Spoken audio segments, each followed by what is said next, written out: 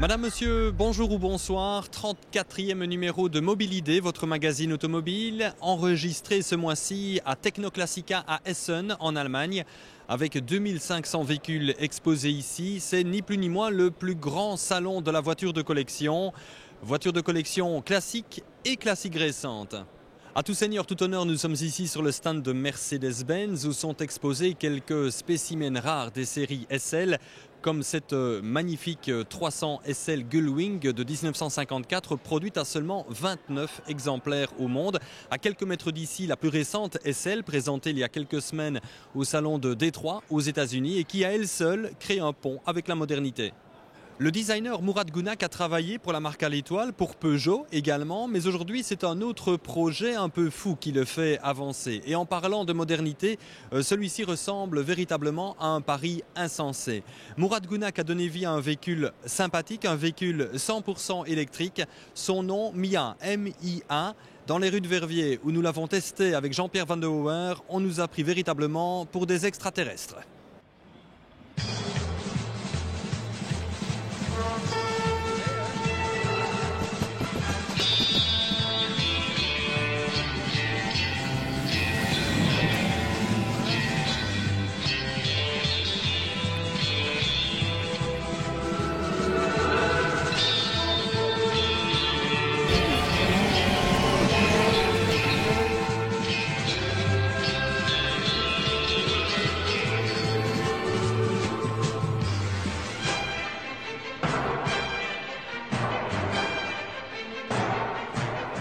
Là, tu vas fort, Manu, hein? Direct la grosse attaque. Direct là, attaque. Étonnant, hein, ce Segway. Tout à fait, très très étonnant. Ouais. Comme sensation, c'est pas mal. C'est vraiment dépaysant. C'est écologique, c'est ludique et c'est original. Un petit peu à l'image de cette Mia 100% électrique, totalement avant-gardiste. Ça, on peut le dire. On t'en fait faire des choses. Hein. J'ai tout fait, oui. Je me mets en position centrale et je vais te demander de retirer la prise de courant quand je te le dis. Ah, tu dois mettre le contact pour tirer la prise, il y a une sécurité alors. Voilà. Voilà, j'ai entendu. Jean-Pierre. Nouveau pompiste. Et tu rentres debout. Attends, il y en a qui jouent du piano debout, mais moi je rentre debout. Voilà, exactement. Fabuleux. Hein. Alors, on ferme la porte.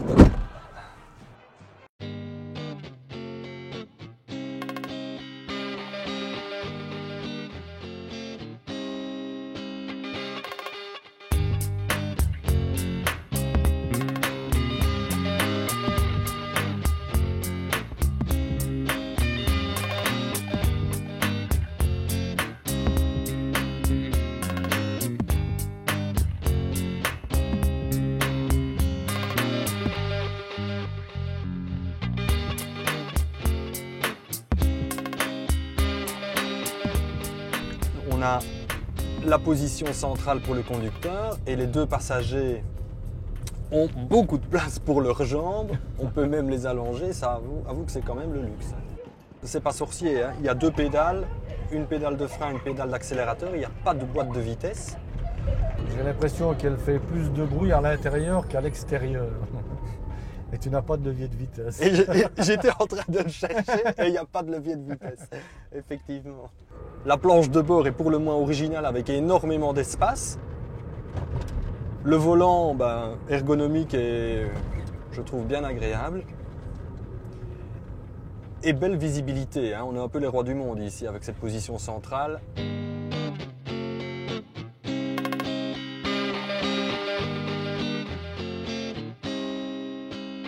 La direction est assez légère. Hein. C'est-à-dire qu'il n'y a pas de servo-direction, mais c'est fort léger. Là, on est en mode, je ne vais pas dire sport, mais pas en éco. Oui. C'est assez agréable, ça répond de suite, comme tous les moteurs électriques. Hein. Oui, les accélérations sont quand même assez franches. Hein. Tout à fait. Par contre, le rétroviseur placé à droite, qui est normalement la place dans une voiture normale, ce serait mieux à gauche. La tenue de route est assez exceptionnelle, c'est amusant. On a l'impression d'être sur une carte sur la route avec de bons freins. Non, c'est vrai qu'en montée, ça manque un peu, mais en descente, quand on est à 100 à l'heure dans des routes qui l'autorisent, c'est quand même assez déroutant, franchement. C'est vrai qu'à l'achat, c'est cher. On ne peut pas ne pas parler du coût d'utilisation qui est de 1 € tous les 100 km.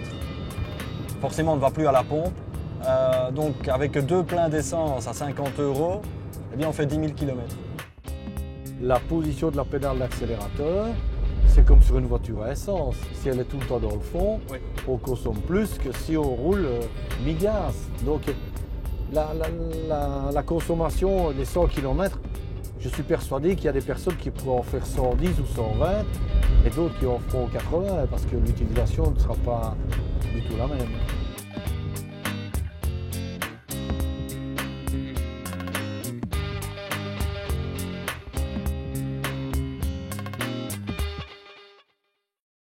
Pour sa séquence rétro, Vincent Franzen a décidé de jouer la carte de la séduction et du design à l'italienne. Au cœur des années 60, alors que la Lamborghini Miura défrayait la chronique, eh bien Maserati présentait également un exemplaire, la Ghibli, qui allait recueillir tous les suffrages. Cette GT d'exception, produite seulement à 1 millier d'exemplaires, est aussi belle que chantante. Nous avons retrouvé l'un des derniers exemplaires. Au cœur des années 60, l'industrie italienne a proposé quelques-unes de ses plus belles réussites, qu'il s'agisse de la Lamborghini Miura ou de la Ferrari Daytona. Il n'en fallait pas plus à Maserati pour présenter une alternative très intéressante, la Ghibli. Une machine dévoilée officiellement au Salon de Turin 1966, due au coup de crayon magique de Giorgetto Giugiaro. Le designer venait de quitter Bertone pour Ghia, et pour cette Ghibli, c'est le concept fastback qui était retenu, ce qui se traduit par les lignes droites du pavillon et du plan arrière. Une ligne bien dans l'air du temps, mais contrairement à ce qu'on pourrait croire, le coefficient aérodynamique de la Ghibli était plutôt mauvais, même si là n'était pas le souci premier de son géniteur. Ligne spectaculaire, très faible hauteur de caisse, belle jante de 15 pouces, double sortie d'échappement et phare avant escamotable. La Maserati Ghibli est une voiture à la pureté presque parfaite, d'aucuns n'hésitant d'ailleurs pas à la considérer comme la dernière des vraies GT italiennes. Dans l'habitacle, raffinement et luxe sont au programme, Maserati ayant toujours frappé plus fort que Ferrari et Lamborghini à ce niveau. Comme c'est aussi le cas pour ce modèle, châssis 338, la planche de bord est recouverte de daim noir et le cuir est omniprésent. Certes, ce n'est pas nécessairement fonctionnel, mais par contre, c'est esthétique. Avec une climatisation montée de série, ce qui restait assez rare en 1966. Ah oui, la Ghibli est une stricte 2 places, l'espace arrière pouvant au mieux accueillir un bagage. Signe distinctif de Maserati, pour contrer les V12 d'Enzo Ferrari et de Ferruccio Lamborghini, la marque Trident misait sur des V8 en aluminium issus de la compétition. Un bloc de 4719 cm3 qui affichait une puissance appréciable de 290 chevaux. Plus tard, le cap des 300 chevaux allait être dépassé par l'adjonction de nouveaux carburateurs. Et puis un V8, c'est d'abord une sonorité particulière. Et avec la Ghibli, Maserati n'a déçu personne. L'importante cylindrée de la belle mécanique était aussi synonyme de couple énorme. De quoi faire de la Ghibli une machine nettement moins radicale que la Miura ou la Daytona au niveau conduite, la souplesse d'utilisation étant un maître mot avec des relances efficaces, quel que soit le régime. Sur les chaussées plus tortueuses, le caractère assez rustique de son trait arrière, avec son essieu rigide, doublé d'un manque d'agilité générale dû aux dimensions de l'engin, ne plaide pas nécessairement en faveur de la Ghibli. D'autant que cette bella macchina affiche un plantureux 1600 kg sur la balance. L'aspect confortable de l'ensemble permet néanmoins de faire fi d'une lourdeur générale dans les épingles, ce qui tente à confirmer que la Ghibli est davantage une grande routière qu'une sportive de haut niveau. À partir de 1969, Maserati entrait dans la course à l'armement en présentant la Ghibli SS qui gagnait encore 25 chevaux et permettait à l'engin de croiser à 275 km/h. De quoi en faire le modèle au Trident le plus rapide de l'histoire, du moins à l'aube des années 70. Jouissant d'une bonne fiabilité, la Ghibli reste néanmoins une italienne accusant plus de 45 printemps, ce qui peut entraîner des frais de restauration importants. Quant au prix d'achat, il semble devoir varier entre 60 et 100 000 euros selon l'état général. Les pièces détachées sont parfois difficiles à trouver, même si des sites internet américains sont passés maîtres en la matière. Mais une chose est sûre, en misant sur une Ghibli, vous ferez obligatoirement tourner les têtes.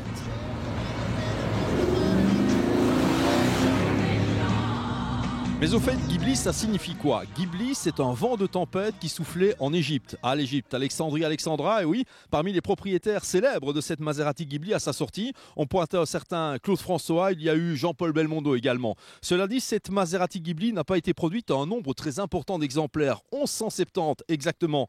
La production s'est achevée en 1973, après quoi la marque italienne est passée entre les mains de Citroën notamment. Ça a permis d'assister à la naissance de la fameuse SM dont on reparlera, mais ça, c'est une autre histoire. Évidemment, les marques allemandes sont présentes en nombre ici à Essen, dont la légendaire Porsche qui fête les 40 ans de la 911 Carrera RS. Porsche qui démontre aussi sa grande compétence en matière de restauration de véhicules de collection, comme on peut le voir ici derrière. Avec une centaine de chantiers programmés cette année, le réseau routier et autoroutier pourrait très bien ressembler à un véritable parcours du combattant dans les semaines et les mois à venir. L'impact sur la circulation sera important. À nous, automobilistes, d'anticiper tous ces inconvénients. On ouvre tout de suite la page Conseil de la police fédérale avec le concours du commissaire Olivier Cuisquater. Impossible de ne pas l'avoir remarqué, 2012 est l'année des chantiers autoroutiers et routiers, des travaux qui s'inscrivent dans le cadre du plan route entamé il y a 2 ans et qui vise à réhabiliter le réseau structurant wallon. 2012 connaîtra donc un pic en termes de nombre de chantiers réalisés, une centaine pour un investissement de 180 millions d'euros. 100 chantiers, ça veut dire beaucoup d'endroits où vous allez devoir lever le pied, où vous serez peut-être même carrément à l'arrêt parfois aux heures de pointe.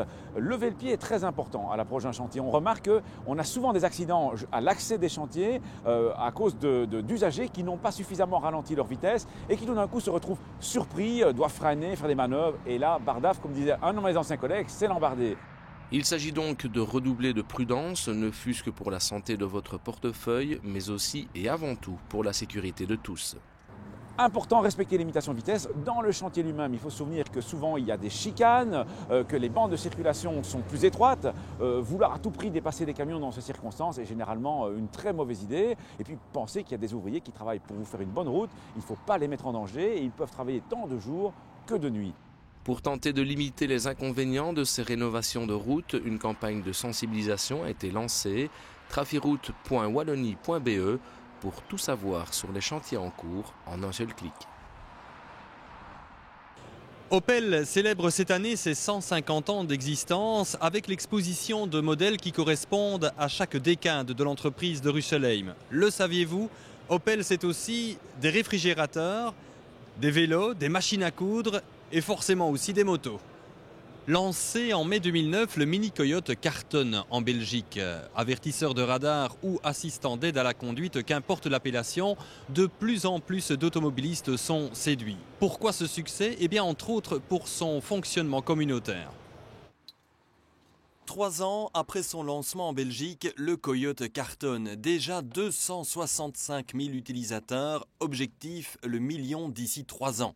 Plus qu'un détecteur de radar, ce petit boîtier signale les embouteillages, mais surtout les accidents. Et tout indique que son succès continuera à croître aussi sûrement que le nombre de radars au bord des routes. C'est le seul avertisseur de radar qui, en temps réel, vous permet à la fois d'anticiper et de signaler tout type de perturbation, qu'il s'agisse d'un bouchon, d'un rétrécissement de chaussée, d'un accident. Tout type, ça permet quoi? Ça permet d'anticiper, de freiner 2 km en amont, et ça évite quoi? Les carambolages en chaîne. Ce qui fait le succès de Coyote, le partage d'informations. Un simple clic permet à chaque utilisateur de connaître les aléas de la route et de les communiquer aux autres éclaireurs derrière. Et plus il y a de membres, plus ça marche. 94% des abonnés se réabonnent avec une forte proportion avec des réabonnements de 2 ans. Avertisseur de radar, assistant d'aide à la conduite, ce type d'appareil est-il légal? Oui, dès le moment où si vous prévenez votre voisin qu'une voiture de police se trouve devant son domicile, personne ne pourra vous l'interdire ou vous le reprocher. Pourtant, tout a déjà été dit à son sujet, jusqu'à être saisi par les forces de police. Rien de tout cela ici en Belgique comme en France. C'est vrai que c'est une information qui est intéressante pour les automobilistes, c'est qui leur permet de ne pas être en infraction quand un radar leur est signalé. Donc on a l'impression effectivement que ça contourne un peu la réglementation, alors que la loi est très claire par rapport à ça. C'est les systèmes de détection qui sont interdits. Et ici, c'est vrai qu'on joue peut-être un petit peu sur les termes et sur... C'est peut-être une astuce qui a été mise au point finalement par les inventeurs de systèmes. En tout cas, elle n'est pas interdite par la loi.